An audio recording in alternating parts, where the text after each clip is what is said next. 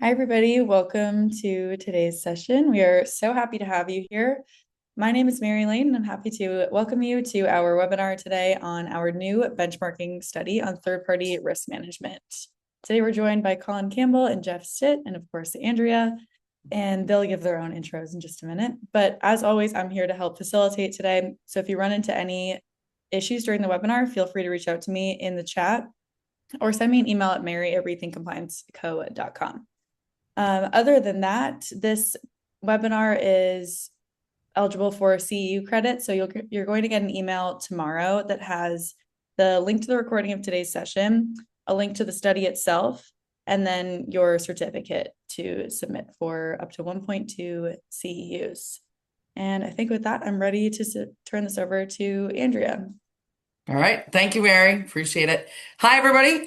Thank you so much for joining us. We are very excited to be launching our first 2026 ethics and compliance benchmarking study, where we are going to talk about third-party risk management. I'm going to ask for grace because I'm a technological nitwit. There we go. Quick introductions. I am Andrea Falcioni. I am the Chief Ethics and Compliance Officer and Head of Content and Advisory Services here at Rethink Compliance.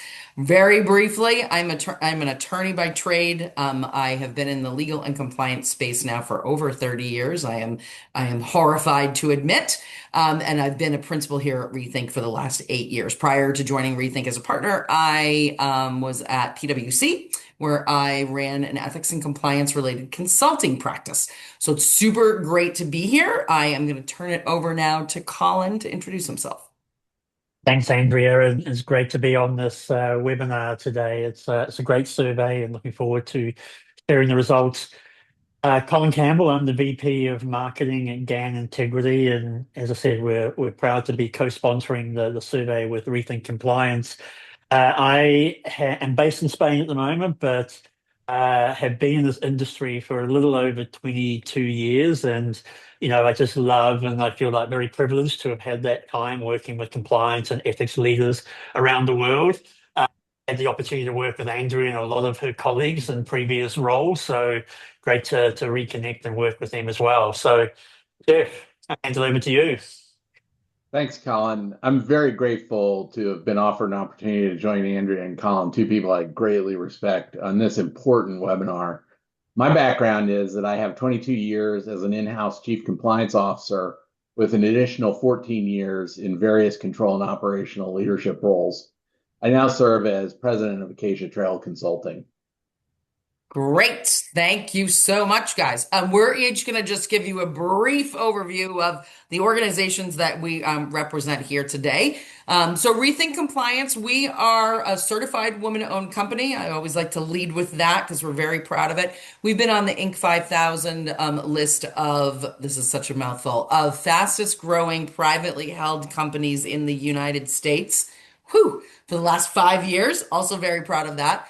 And we strive to be as much one-stop shopping for the compliance department as possible. Our primary line of business is in online training and communications. We also have an advisory services team that I run.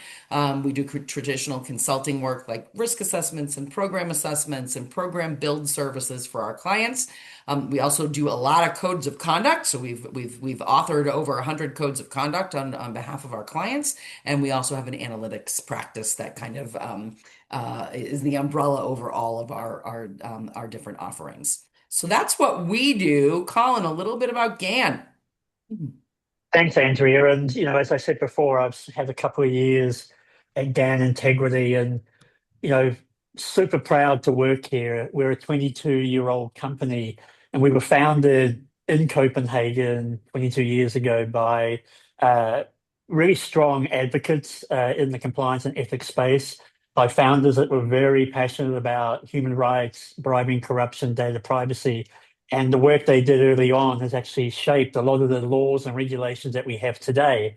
I think GAN Integrity is cited in the UK Bribery Act as well. So that heritage has really helped us to build the business we are today, which is now a software company that we've been offering in the market for 10 years now. And, we bring those compliance and ethics programs together into that single platform so that you can connect what you do external to the organization and who you partner with, third parties and suppliers, as well as connecting that into all of your employee type engagement solutions such as conflicts, incident management policies and all of that, and really helping you to uncover gaps in your program and look for ways that you can build out program effectiveness in the work that you're doing every day. So with that, hand it over to you, Jeff. Thanks. As I indicated earlier, I had 22 years as an in-house chief compliance officer, including serving as an in-region chief compliance officer for GE Africa, as well as completing a DOJ resolution for a troubled acquisition in Switzerland that had paid the DOJ $773 million fine related to bribery and improper use of third parties to facilitate that misconduct. I cleaned it up. I didn't do the conduct. I wrapped up my in-house career as a chief compliance officer at a publicly traded company in the US with global operations and third-party agents. We also used both GAN and Rethink to improve and validate our program. I can, these are really credible people when they talk about their experience, and it's why I'm so excited about today's webinar. I'm now consulting part-time, focused on strengthening programs to assist clients on their path to compliance confidence. Yet another failed retiree, Jeff. Yet another failed retiree. Well, thank you very much, Jeff. All right, let's get into the good stuff. So what we're here to talk about today is basically this benchmarking study. In the first quarter of this year, Rethink partnered with GAN Integrity to launch a benchmarking survey, exploring the area of third-party risk management, or what we're going to call TPRM for short, because third-party risk management is a mouthful. We then spent the beginning of Q2 analyzing our survey results, culminating in today's release of our TPRM benchmarking report. And before you all start inundating Mary with the question, yes, you will get a link to the report after today's session. So we are sort of releasing simultaneously. Our TPRM benchmarking study is the first of two that we will release in 2026 and was our third benchmarking study in the past 18 months. So one of the things Rethink really prides itself on is we like to provide thought leadership out there in the world rather than, we want to make sure we're providing value to both our clients and the ethics and compliance community as a whole. So obviously, we focus on ethics and compliance. So you may be thinking to yourself, okay, so why are we talking about third-party risk management? And why did we focus on TPRM for this particular benchmarking? Well, over the past last 5 years, we've sponsored several benchmarking studies, each one of them addressing one of the elements in our proprietary ethics and compliance program framework, which you see here. Our framework consists of 10 different elements of an effective ethics and compliance program. Jeff's organization is very familiar with this because this is the framework that we use when we are doing assessment work and helping our clients build upon their programs. Our framework incorporates standards that you'll find really across the globe, from the U.S. federal sentencing guidelines to OECD guidance, COSO risk management guidance, and the like.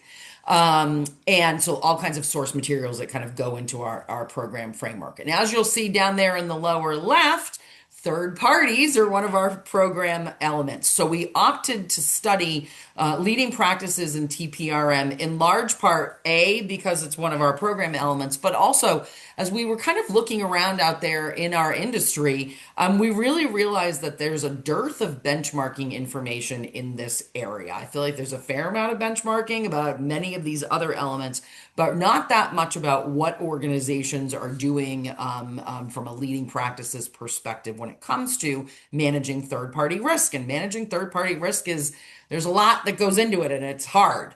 So I also want to just note that we are going to be focusing on codes and policies in our next benchmarking study, which we will release a survey in Q3. and then a webinar just like this with an accompanying report in Q4. So please be on the lookout for invitations both to participate in that survey and then also to learn about what we learned from that study in a webinar like this. And I will say, I'm going to take the opportunity to beg, please, please, please, all of you out there in the compliance and ethics universe who are listening to us today, please participate in these types of studies. We can't provide the wealth of information that we're going to share with you today without your participation. And I'm going to harken back to something that I read that was penned by Adam Turteltaub, formerly of the SCCE. They had launched a benchmarking study, call it a year or so ago. And participation was super challenging for them. And we find that we have to really, hit the pavement and hit the streets, if you will, to get participation in ours as well. And he published something on LinkedIn expressing some frustration about that because everybody wants benchmarking and everybody clamors for benchmarking, but then they don't help organizations like ours and the SCCE actually provide you with the information you're looking for. So please, please, please do participate. Okay, so I'm just going to move on and quickly give some high-level takeaways that we will talk about in more detail as we go. So the first is participation rate was challenging. I just mentioned that that is always the case. But in this case, excuse me, we found it was sort of particularly so. We have some theories for that, including the fact that Rethink's audience really primarily consists of ethics and compliance professionals for whom TPRM is likely not their number one thing, and it may not even be in their primary area of responsibilities. Ethics and compliance has a role to play in third-party risk management, which again, we're going to talk about, but typically we don't own it. And so we suspect that, folks may have gotten the survey, opened it up and been like, well, TPRM is not really my thing, and then moved on to something else. So, but we did get a good enough set that we feel comfortable calling it benchmarking and giving you information about it. We'll talk more about some of that as we take a deeper dive. Perhaps not surprisingly, when we looked at the data from an industry perspective, we found that different industries are focusing on different risks. That's not a surprise. This third one, I've spent sort of the latter part of my compliance career preaching this truth, and I battled daily with my former colleagues at PwC about it. Numbers only tell part of the story. So we're going to share numbers with you, but they only tell part of the story, period. And they only tell part of the story in your third-party risk management programs. And we're going to talk more about quantitative data as well. The next kind of headline is that unfortunately TPRM hasn't yet caught up with emerging risks like AI. And that's going to be a big focus of my conversation with Jeff and Colin today. And listen, things are shifting rapidly and moving rapidly, and we understand that, but we got to try to get ahead of it. And finally, I have to say, I feel a little bit better as a compliance professional when I saw this data. And I say that only partially kidding. Long story short, we're not the only professionals who struggle with how to use data, how to use metrics in our programs. TPRM professionals are also finding that they are a bit confounded, and we'll dive into a bit of that as well. Before we get into the sort of substance, I do want to talk a little bit about who participated. So we're happy to report that we did have a global representation in our study participants, as you can see here. About 60% of our participants were from represented organizations in the US, about 20% from Europe, and then 20% from other areas of the world. Our survey respondents work at industries both large and small, with 30% of respondents at companies with more than $5 billion in revenue and over 40% at organizations with more than 10,000 employees worldwide. The top 4 industries that are represented by our participants are life sciences, healthcare, and energy and utilities, and industrial manufacturing. And those industry cuts are actually pretty noteworthy because all 4 of those sectors do face significant third-party risk. potential supply chain vulnerabilities, and then regulators and customers, not the least of which is oftentimes governments, who demand supply chain controls. So those factors are going to influence, or in all likelihood, influenced a lot of the data that came through, and also will influence some of the insights that we share with you today. Of our about 130 benchmarking participants, over 64% currently maintain a third-party risk management program addressing ethics and compliance-related risks. And I want to just focus on that for just a second. We are, again, all of us in the industry that we are in, that's what we focus on. We focus on ethics and compliance related risk. There are some TPRM programs that are really focusing more on financial risk, on business continuity risk, and that was not our area of study. An additional 19% of respondents who currently plan to implement a TPRM program.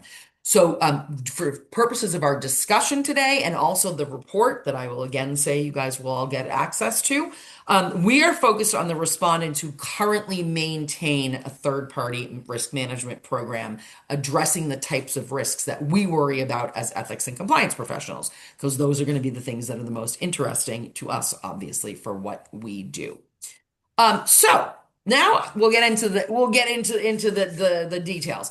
I want to talk first, Jeff and Colin, about the risks that are primarily being addressed in TPRM programs. And so this is on the high end of the ones that are currently being addressed. Jeff, from your experience, how do, or maybe should, companies choose which risks to focus on? Like, how do you get started on your TPRM journey in case any of these folks out here are not yet on it? Yeah, I think as with a lot of compliance elements, the first thing you need to have is a good risk assessment to learn about where your risks are today and focus there. It doesn't have to be super complicated. It can be targeted towards your largest risks. We've seen it grow. It started as anti-bribery and anti-corruption, but regulators have realized that they can use private industry to do their work for them. The EU in particular has leveraged regulations to drive supply chain controls as well as environmental mandates. And now more and more trade controls are a big focus, including in the technology industry. Different levels of risk based on where your employees are located, what markets you're serving, and what industries you're in. But I would say really just you need to have an idea of where your risks are and where the regulators that you're responsible to are focused. Yeah, and I would agree with you, Jeff. And I think to your point, thinking about your overall risk appetite that your organization has and prioritizing how you build your program out and what are the risk areas that you focus on. I think, what I've kind of seen recently, certainly some of the stuff we've been doing at GAN and seeing in the industry, bribery, corruption, it's not a surprise that it's the top risk being addressed. It's becoming a lot more kind of topical nowadays. I've seen the UK Bribery Act regulators, SUP and DO in France, starting to take a stronger stance and setting up, kind of regulatory oversight into a lot of global organizations in the absence or in the change that's happening with some of the focus and priorities out of the FCPA. So I think when you think about your risk appetite and the risks that you're addressing, you want to also be, I think, really conscious of what's going on in the regulatory environment. But also be mindful that, if you're a large program, you've got tens of thousands of third parties, it's impossible to screen all of them. I would say that whatever your program is, you want to be kind of conscious of some of those low to medium level third parties and suppliers that you are watching for risk drift as people move and the different regulatory environment and frameworks take hold.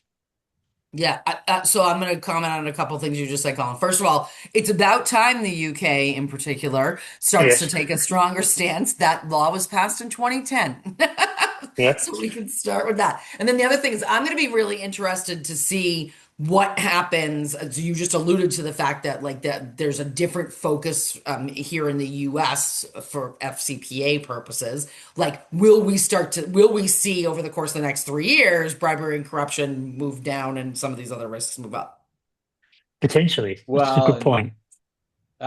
Or will a change in administration result in refocus on FCPA? Because in the past, it's been historically a bipartisan issue to focus on that. So it'll be interesting to see how that change, if it sticks or if it reverts back to the mean.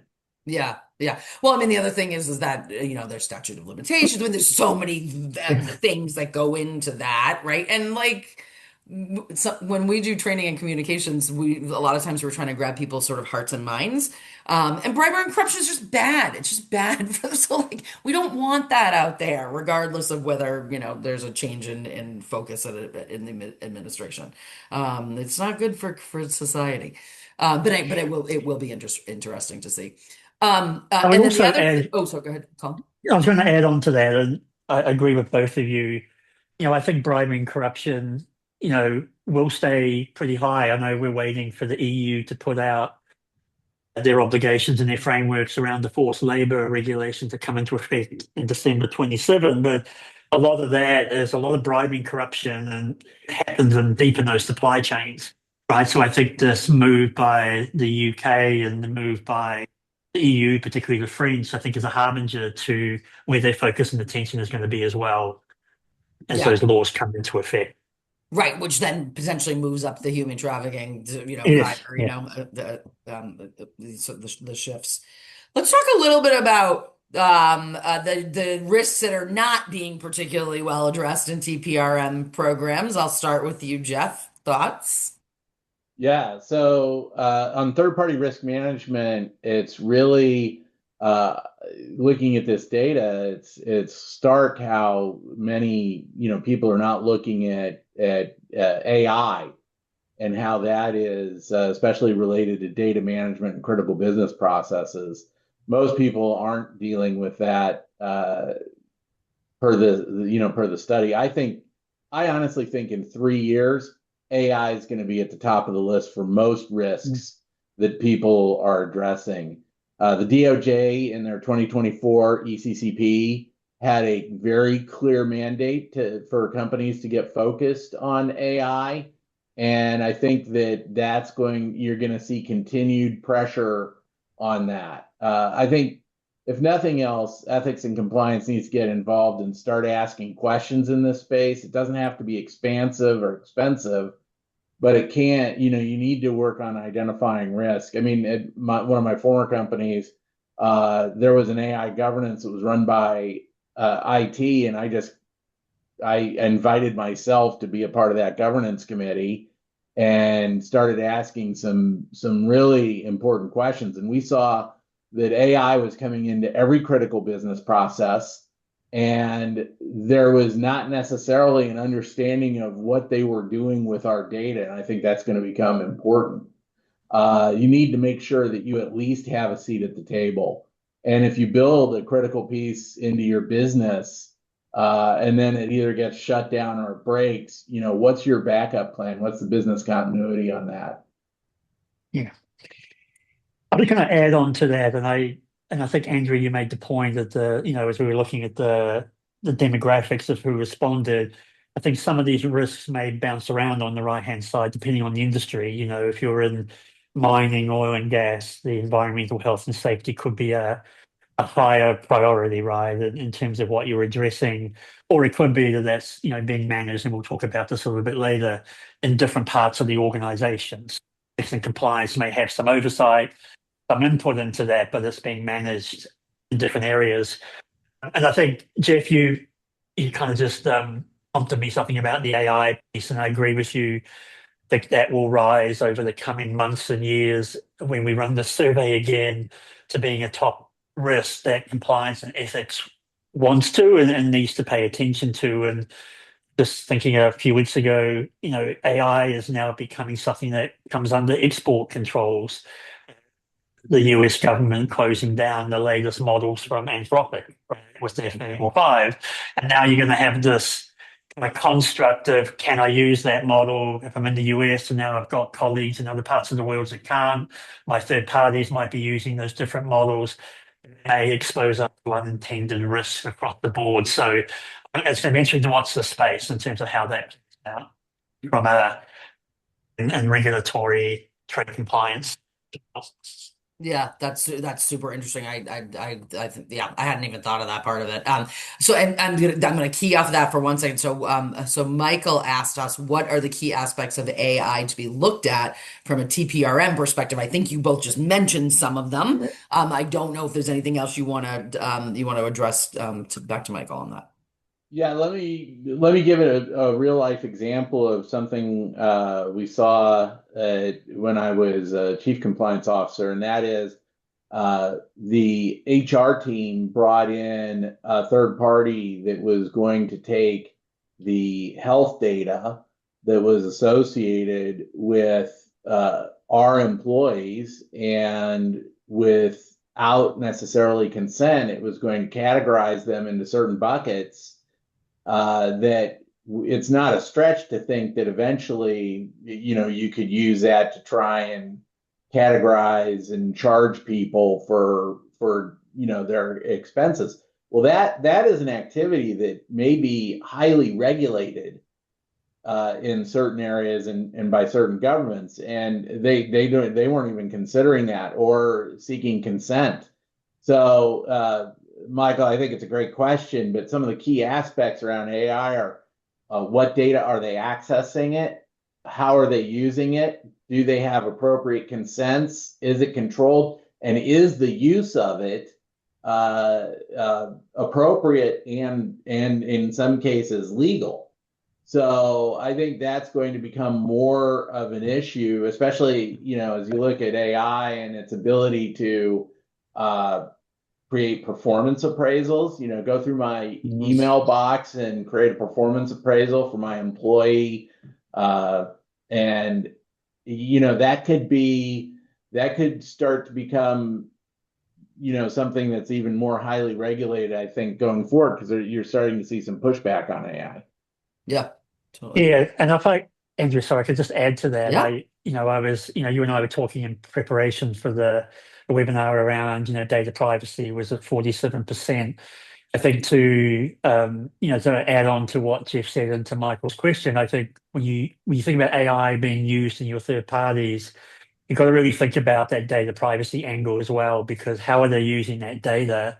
And one of the things we're all learning is that a lot of these AI processing models are ubiquitous across the globe. So where is that processing happening, right? And is that exposing your organization to data privacy? So as ethics and compliance leaders, I think that's going to be something that's all intermingled when we combine these things, data privacy to the use of AI, and how that relates to the third parties and suppliers you're using, whether it's tier one through, the end tier and how your IT organization is helping to manage that.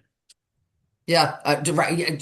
Truthfully, I hadn't really totally connected the the data and cybersecurity to the AI stuff, because as we talked about, I was really surprised to see how low data and cybersecurity was in terms of risks that are being addressed by TPRM. In part because of some of the historical data breaches like Target, which was quite a long time ago now, but that was a Yeah. third party that Yeah. caused that issue, right? So like we're not looking at that. And I know you guys had some thoughts about why that may be.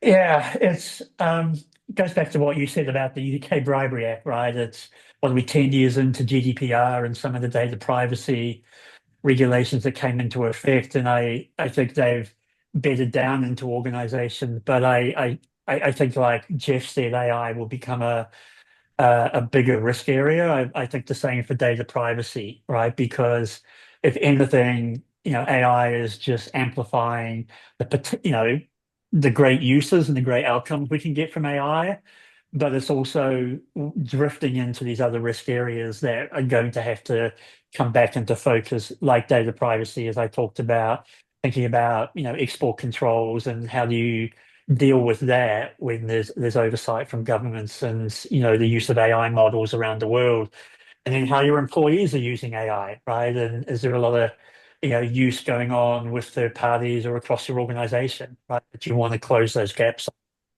You're right, Andrea. It's going to be an area of trepidation as we walk into that over the next few years. Yeah, totally. I think that's a good segue to our next, which is talking a little bit more about these sort of emerging and orphan risks. And I'll just key off of something you just said, Colin. Um, I am amazed. Like I continue to be amazed by how many organizations are really not doing much to manage AI risk. Never mind in their third parties, even internally, right? So like Yeah. we conducted a risk assessment not that long ago with an organization who obviously will remain nameless, and to a T. As we were speaking with senior leaders across the organization and looking at policies and saying like, do you have an AI governance? What are you doing about AI? And the answers were, oh, we're not using AI here. And like, I literally laughed at them. Like, that's absurd. Of course, your employees are using AI. You obviously don't have any controls over that. So it's sort of fascinating. I mean, do seem to be a big issue specifically to AI, but in TPRM in general. So what do we think? Like, are these orphan risks like living somewhere in those gaps between the silos? Like, is anybody watching the farm? I love the picture.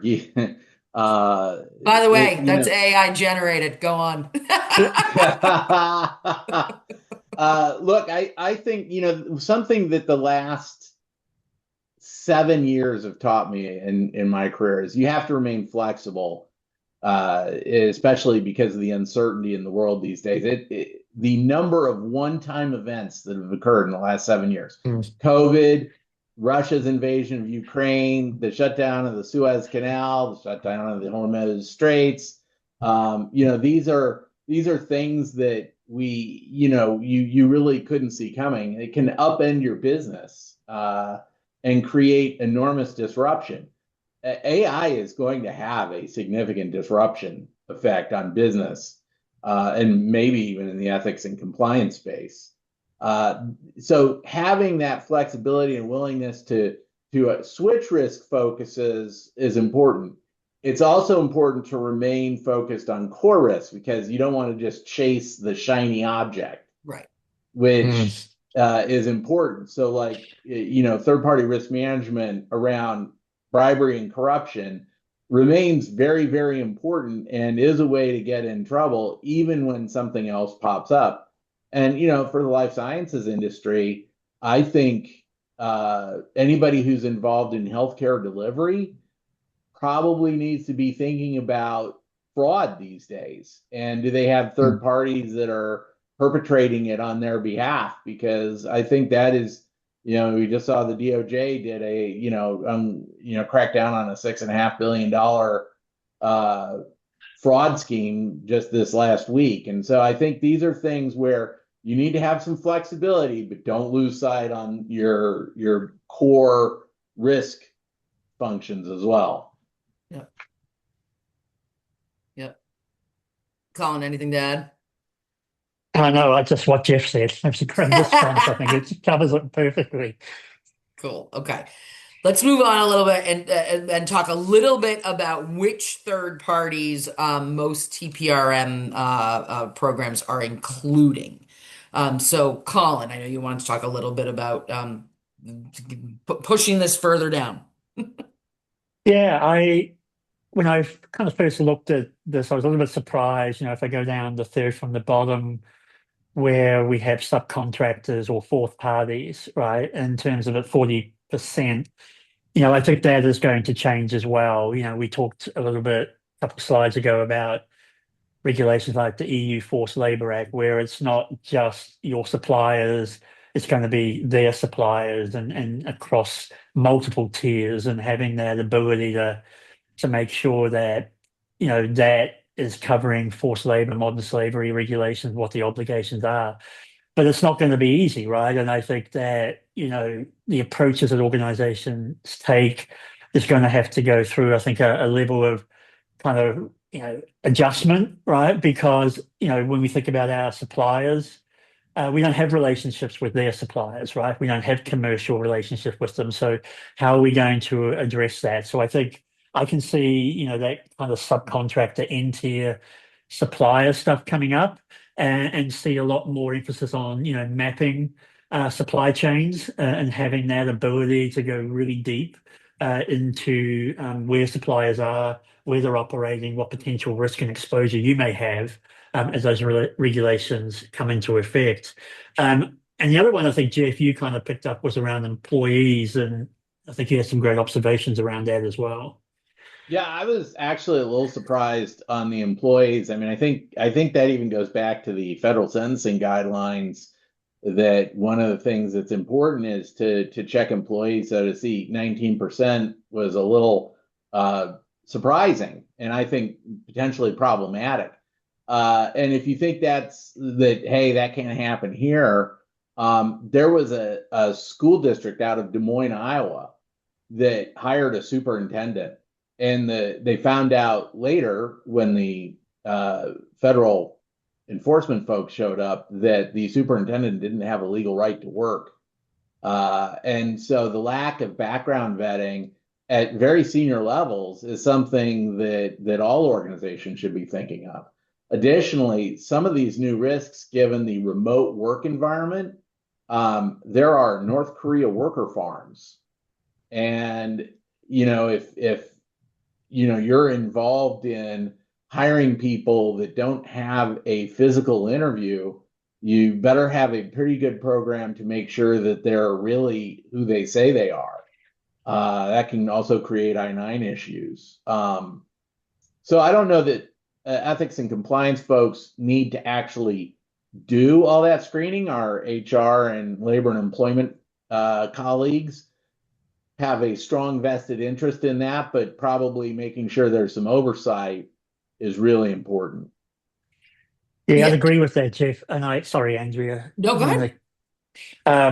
What we've started to see GAN with a few of our customers is they're actually embedding and firstly partnering with human resources as part of onboarding and embedding the whole vetting of employees and the screening of employees into the third-party risk management program. So as those employees are hired, they do go through an initial conflict of interest process, right? And do you have relationships with potential subcontractors and third parties that the hiring organizations dealing with? And so, you're working with one organization where, they've got, several 100,000 employees and they're all going through that process because that's a risk for them, right? And so I can see that evolving and growing, to your point, Jeff, in terms of being a key element of an overall program as organizations mature that. Yeah, and I mean I like the fact that we're sort of morphing a little bit into like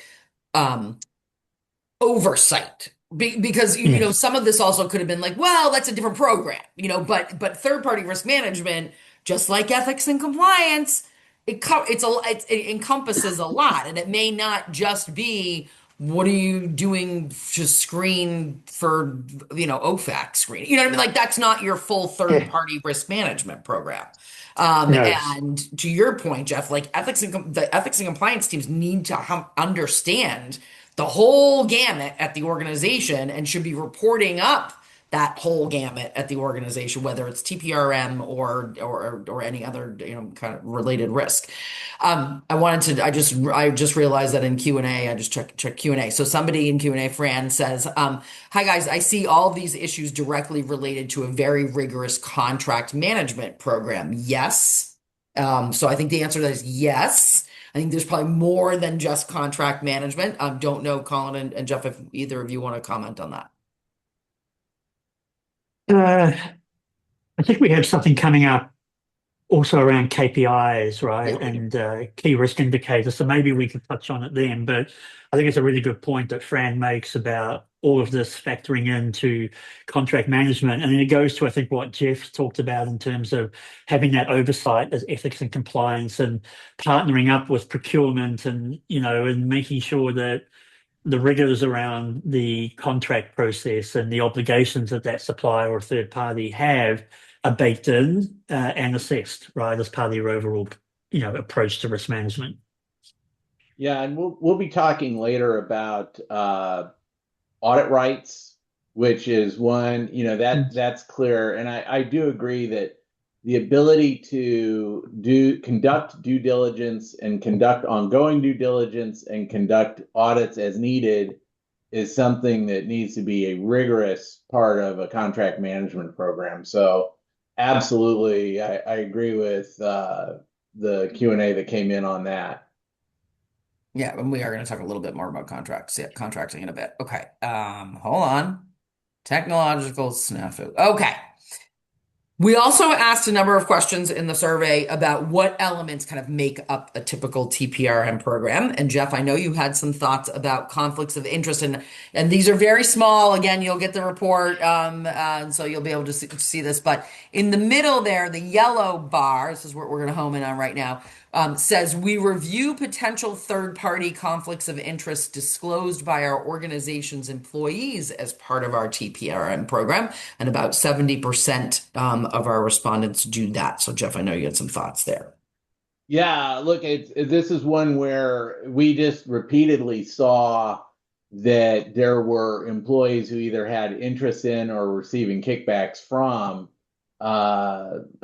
suppliers is a big example here. And so having, understanding those conflict of interest gaps with respect to your employees and suppliers and third parties, you've got to be able to connect them. And I think it is helpful to have a technology bridge that goes between the COI program and your TPRM program to cover off that risk.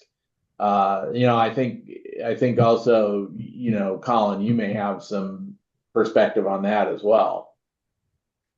Yeah, we see, we touched on a little bit around overall third-party risk management maturity, right? And I think as organizations, build out their approach and kind of level their maturity up and how they're layering the different risk areas like conflicts of interest we see are becoming more and more important as people build out, and organizations, I should say, build out their third-party risk management program, because there is a risk there. And when you don't have that visibility, it creates a gap, right, to your point, Jeff. And I think it's important that you have that ease of ability with technology to connect that, but then the ability to action that, right? And how do you mitigate against that potential risk where those conflicts arise, right? And so I'm not surprised that, that's at 70%. I think it's good reflection that organizations are taking that approach and managing it. It's good to see. We alluded to audit rights a second ago. Yeah. In the report, there's nothing in the graph here, so I don't want anybody trying to figure out where they can see this on the slide. They can't. But in our report, you guys will all learn about participants' use of audit rights and third-party contracts to key off of Fran's comment. We did find that audit right numbers seem to be higher than at least what I was expecting. And so I've wondered if you guys had any additional thoughts about audit rights. Yeah, we talked about that when we looked at the report, Andrea. And so I think, when you look at industries like pharmaceutical, where they have high risk area and they have, upstream, downstream suppliers, and they've got traceability requirements and pharmacological oversight, I think audit rights tend to be really kind of normal, right, to have that in the industry and some of those other higher risk areas. So wasn't surprised to see that high. I think, Jeff, when we think about AI, do you think that's going to help that process of audit rights and having that ability to look at your third parties?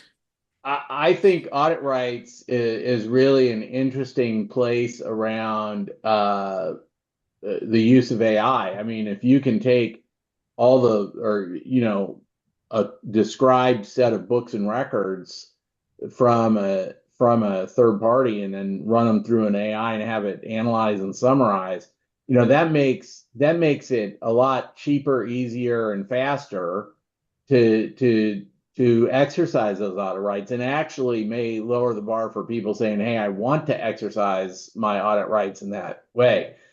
It's also potentially going to make counterparties less likely to agree to them, because you may be able to gain insights that they would rather you didn't. Right. Right. Or start negotiating. Sure, you can exercise your audit rights, or you can't use AI to do it, or something. Yeah. Right? And also, if you're getting asked for audit rights, it may be something you want to consider. Right. If you just do a download, they might be able to back into what your profit numbers are. They might be able to tell any number of different things. And so I think this is an area that people are just going to have to be thoughtful about. Yeah. Yeah, totally. I'm going to move on just because we are actually getting a Yes. little bit low on time. So I mentioned qualitative versus quantitative inputs, one of my favorite topics. We asked about use of interviews in TPRM programs, and over 50% do not conduct interviews or didn't know. Jeff, you know you had some things to say about interviews because I Yeah. think talking to people is important. Well, yeah, I do too. I think interviews are best used on a risk adjusted basis. I think that a lot of times data is very good, but at some point you are going to get into a situation where the numbers are not going to tell you what you need to know. And those red flag, you should define in your red flags what might trigger a qualitative review. They do get expensive. And if not conducted well, there can be a relationship impact. But in certain cases, there is no substitute for it. It can actually be helpful in allowing deals to proceed because sometimes people will fill out your forms that go into your machine and it'll kick out a red flag, but they didn't because of language barriers or the other, they just didn't understand what was going on. So don't be afraid of qualitative reviews. Right. Yeah, totally. All right. Training. This is important to us, obviously. So of course we had to ask a question about this. And candidly, we've been, and Colin, when we worked together, our organization in the past struggled to help clients with this because clients struggled with this. So not surprisingly, almost a third of TPRM programs do not include a training of any third parties. That doesn't surprise me. I think it's becoming easier to train third parties than it was back in 2013, Colin, when we Yes. worked together. Yes. But still a challenge and still a challenge for a number of different reasons. Thoughts? Uh, yeah, look, risk adjusted basis for training is critical. If you are not training your sales agents in foreign countries, that is a big red flag for the Department of Justice. We used GAN to deliver our training to third parties and keep track of it, and it was very useful. I think these numbers should be higher, Mm. but I'm not surprised to see some of those lower numbers. Colin? No, I'm also not surprised to see those lower numbers. To Andrea's point, I think it's getting easier, right, from a technology standpoint to do it. But I think it's some organizations I've spoken to, it's becomes a burden for them to manage, and I think they feel that they're adding a burden to the process for the third parties themselves.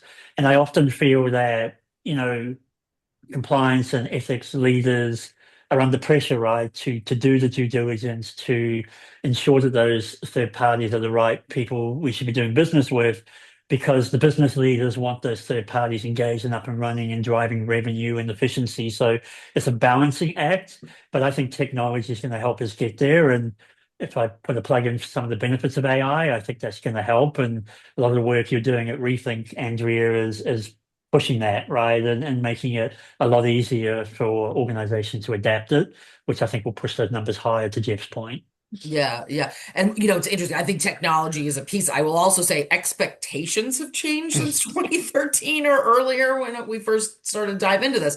In that, like, I remember back in the day where suddenly big companies were trying to, like, get their vendors to sign on to their supplier code of conduct, and then everybody was in an uproar. I'm not doing that. We have our own code of conduct. And now I think now we're including those provisions right in contracts, right? So, like, and that's just an expectation now.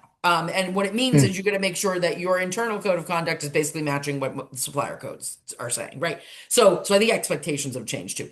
to both of your points, we do know that it can be done, as Jeff did. A number of our clients also train at least some of their third parties using Rethink's supplier code of conduct training. And that training includes some really great media, like this video that I'm going to show now, so you don't have to listen to us talk for the next minute or so. We all know that the best business relationships are based on integrity and trust. High expectations for ourselves, our colleagues, and our customers position us to succeed and grow in the marketplace. We also have high expectations for our suppliers. Solid supplier relationships lead to positive outcomes, smooth sailing production, timely delivery of quality materials, customer satisfaction, and cost savings, for example. Misconduct by anyone in a business relationship can have negative consequences for everyone, including an impact on both of our bottom lines. That's why we developed a set of standards and hold suppliers accountable for their actions of their employees and of their subcontractors. As our supplier, we expect you to conduct business ethically and comply with the law, our supplier code of conduct, and our values. Our actions define who we are as a business, and we've all worked hard to build our organizations to where they are today. A unified set of expectations protects your organization and ours. Hear, hear. All right. Let's talk a little bit. So as you can see, obviously vendors can help with lots of things. And we asked a bunch of questions about use of external vendors and tools. So Colin, talk to us a little bit about what you see here. Obviously, GAN is well positioned to talk about how technology can help companies in this area.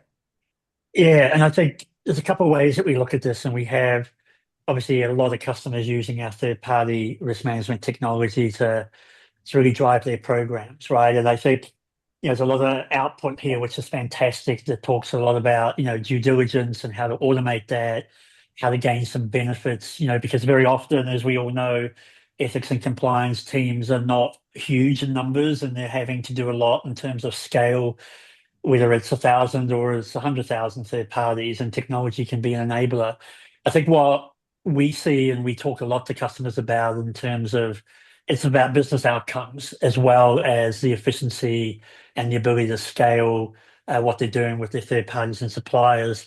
And I was thinking as we were prepping for this, I was talking to one of our customers.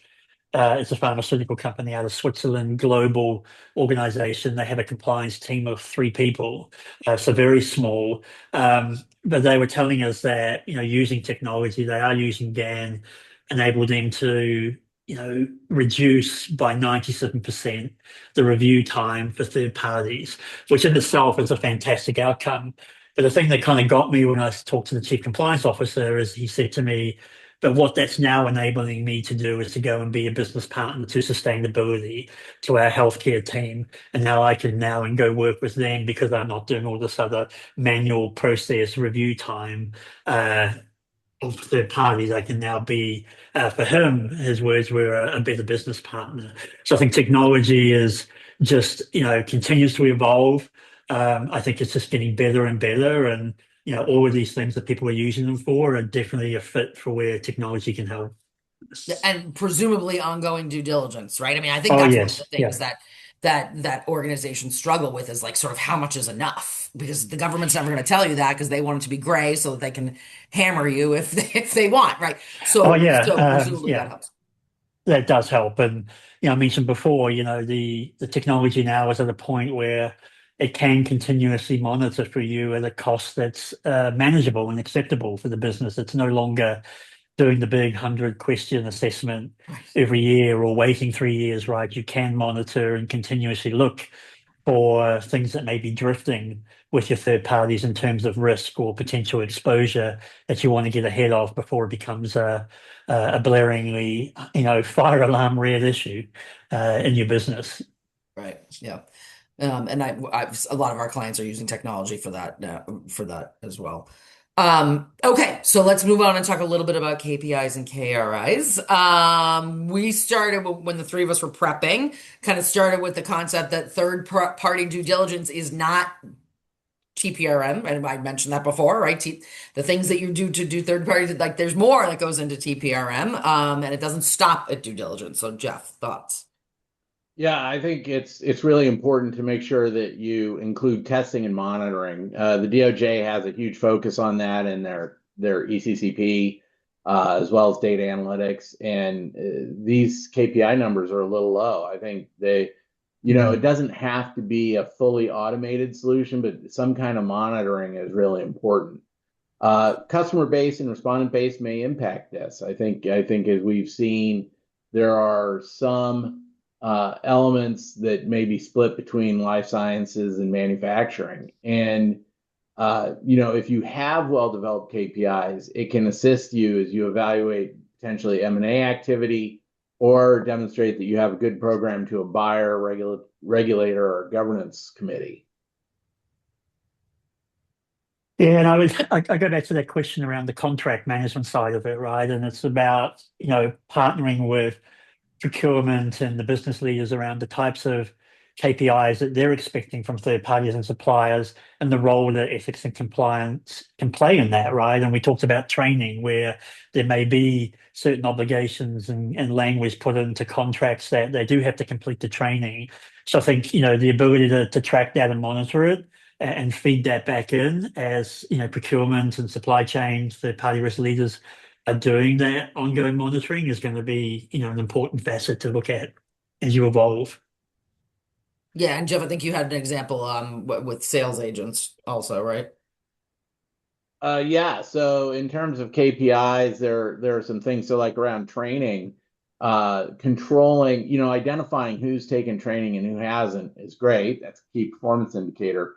But trying to really put some teeth into the metric helps drive action. As a matter of fact, we had, if you didn't complete the training, you didn't get paid, and we would find that there were a lot of people that got more interested in taking the training as their payment stopped.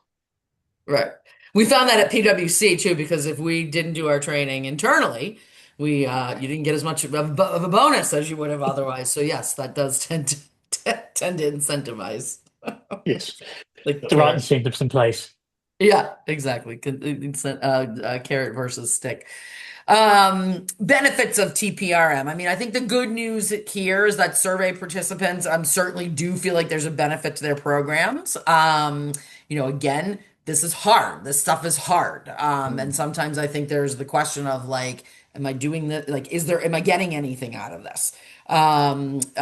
So I thought 67% saying that it has stopped us from engaging certain third parties based on risk was a good number. Jeff, you disagreed.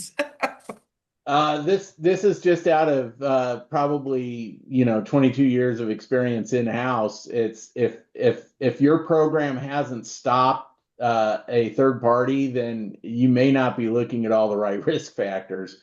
An example, I've got examples from many years in many different types, but one of the real examples was our TPRM program around bribery and corruption at one of my companies identified through a media monitor that we were potentially going to employ someone as an agent who had actually been a politically exposed person. They were in the legislative body, and they had gotten fired essentially and convicted of bribery.